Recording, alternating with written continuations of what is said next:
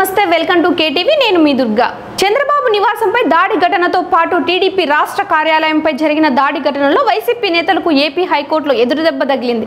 YCP నేతలు దాఖలు చేసిన ముందస్తు బెయిల్ పిటిషన్ను హైకోర్టు తిరస్కరించింది. ఉండవల్లిలోని చంద్రబాబు నివాసంపై దాడి, మంగళగిరిలోని టీడీపీ కార్యాలయంపై దాడి ఘటనలో వైసీపీ నేతలకు ఏపీ హైకోర్టులో చుక్కెదురైంది. రెండు ఘటనల్లో నమోదైన కేసుల్లో ముందస్తు బెయిల్ కోరుతూ వైసీపీ నాయకులు దాఖలు చేసిన పిటిషన్లో హైకోర్టు తోసిపుచ్చింది. వైసీపీ నాయకులు దాఖలు చేసిన ముందస్తు బెయిల్ పిటిషన్లు ఏపీ హైకోర్టు రిజెక్ట్ చేసింది.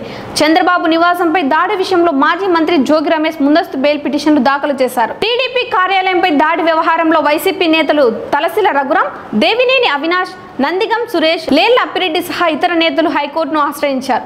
ఈ రెండు ఘటనల్లో నిందితులపై తొందరపాటు చర్యలు తీసుకోవద్దని గతంలో హైకోర్టు మధ్యంతర ఉత్తర్వులు జారీ చేసింది. హైకోర్టు తీర్పు నేపథ్యంలో సుప్రీంకోర్టు సూచనల ప్రకారం నిందితులపై 2 వారాల పాటు పోలీసులు ఎలాంటి చర్యలు తీసుకోకుండా చూడాలని వైసీపీ నేతలు అభ్యర్థించారు. 2 వారాల పాటు గడువు ఇచ్చే అంశాన్ని మధ్యాహ్నం పరిశీలిస్తామని హైకోర్టు పిటిషనర్లకు తెలిపింది.